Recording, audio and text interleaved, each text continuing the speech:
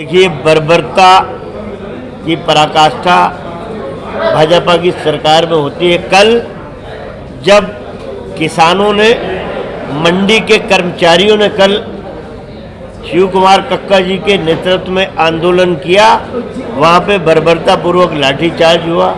आज बेरोजगारी के ऊपर यदि प्रदेश का नौजवान अपनी मांग लेकर सड़क पे आता है, उसका दमन किया जा रहा है, लाठियों से सर फोड़े जा रहे हैं। शिक्षकों के साथ यही हुआ। तो ये देखिए, एक बात आप समझ लो, भाजपा में नैतिक साहस नहीं है, न शिवराज में है न नरेंद्र मोदी में। अभी 3 दिन की विधानसभा बुलाई है, कोई प्रश्न नहीं हो पाएंगे, जनहित के मुद्दों को उठाने नहीं दे रहे। नरेंद्र मोदी ने घोषणा की कि 1 सप्ताह की लोकसभा है, हम कोई सांसद प्रश्न नहीं पूछ सकता। तो इनमें नैतिक साहस बचे ही नहीं है कि जनहित के मुद्दों पे बात कर सके। ग्वालियर में हजार गाड़ियां, हजारों, लेकिन उनने कोई कार्रवाई नहीं की है। उनका कहना था बिहार से खराब चावल आ रहा था, लेकिन कमलनाथ सरकार ने कार्रवाई नहीं की। बिल्कुल असत्य जानकारी भूपेंद्र सिंह चौहान दे रहे हैं, क्योंकि बिना झूठ बोले बीजेपी की सरकारें चलती नहीं है। किस तरह अपने ऊपर लगे हुए आरोपों को कांग्रेस पे डाल देना, ये परंपरा आज से नहीं, काफ़ी लंबे समय से भाजपा को घुट्टी में पिलाई जाती है कि झूठ। मैंने कहा था एक प्रेस कॉन्फ्रेंस में कि मेरे नेता राहुल गांधी ने एक ऑल इंडिया कांग्रेस कमेटी की बैठक में कहा था कि देखो, भाजपा से तो ठीक है, तुम्हें भाजपा के झूठ से लड़ना है, क्योंकि भाजपा का नेता बाजार में जाके गंजे को कंगी बेच देता है कि ये कंगी खरीद लो भैया, इसको करोगे तो बाल उगाएंगे। तो उस झूठ से मुकाबला करना है आपको। तो ये झूठी और बेबुनियाद बात है, खुद पे आरोप लगे, खुद की सरकार पे। मैं कहता हूँ भूपेंद्र सिंह, शिवराज से कह दो कि इसकी सीबीआई जांच करा ले, दूध का दूध पानी का पानी हो जाए। सर, मीडिया में कहा कि अभी तो कमलनाथ के छर्रे आए हैं। कमलनाथ जिस दिन ग्वालियर की धरती पे कदम रखेंगे, उस दिन मैं सड़कों पे उतरूंगा। सर, क्या लग रहा है सर, अब चूंकि सरकार बीजेपी सरकार में है और उस समय वो अतिथि शिक्षकों का साथ ले रही थी, आपका क्या मानना है सर उस मामले को? देखिए, हमने अतिथि शिक्षकों के लिए पूरी कार्य योजना बना ली थी, अगली कैबिनेट में अप्रूवल होने वाला था, लेकिन छल से हमारी सरकार गिराई गई। वही ज्योतिरादित्य सिंधिया कार की खिड़की में जब बैठे हुए थे, पत्रकारों ने पूछा कि अतिथि शिक्षकों ने मांग करी, तो मीडिया के सामने कहा अतिथि शिक्षकों की लड़ाई मैं लड़ूंगा, इनके लिए मैं सड़क पे उतरूंगा।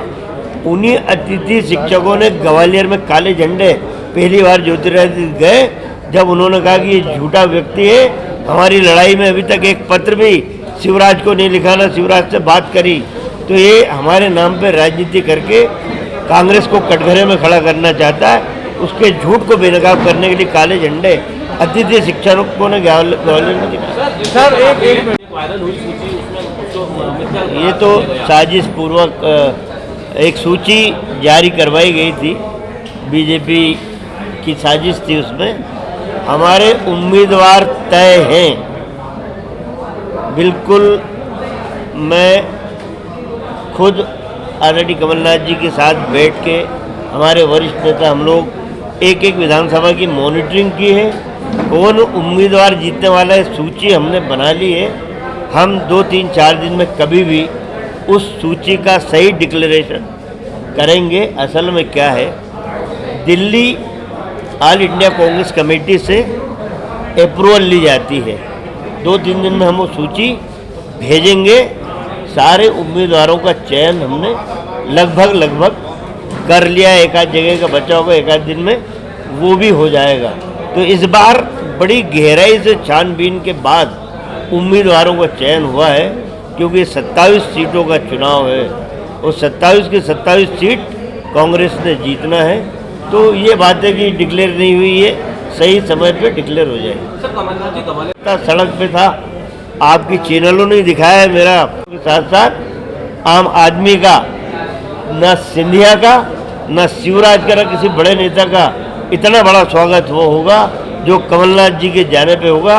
ये आप सारे मीडिया वालों को मैं आमंत्रण देता हूं कि 12 तारीख को कमलनाथ जी पहुंचेंगे ग्वालियर। आप सब आमंत्रित हो, उस दिन का जलजला आप खुद देखना।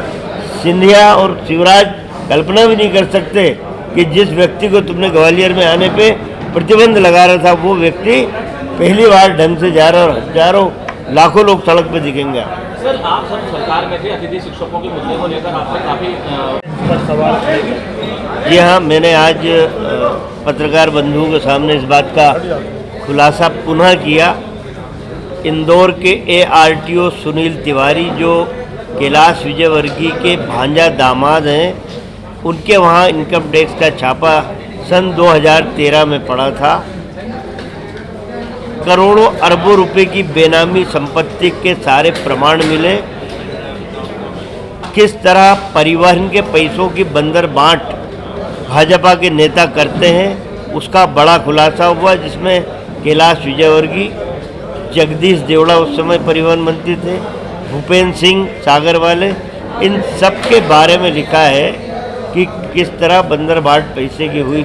एक एवजी है, एवजी RTO में बड़ा छोटा सा कर्मचारी होता है, सोनू अग्रवाल के वहाँ से इस सारे लेन देन के लगभग 3 गाड़ियों में सारे कागजात पकड़ाए हैं। उसके पास कई CD हैं, इस तरह के लेन देन के पिक्चर हैं, कई हनी ट्रैप टाइप की उसके पास सीडियाँ हैं। इनकम टैक्स डिपार्टमेंट ने 7 साल से कुछ भी जांच इसलिए आगे नहीं बढ़ाई कि कैलाश विजय, जब भी जांच होती है कैलाश विजयवर्गीय अमित शाह को फ़ोन कर देते हैं, Amit Shah income tax department को बोल देता है कि इस पर धीरे धीरे कार्रवाई करो।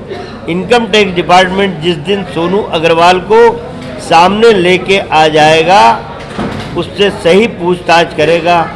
भाजपा के इतने काले चेहरे बेनकाब होंगे कि पूरी दुनिया आश्चर्य करेगी।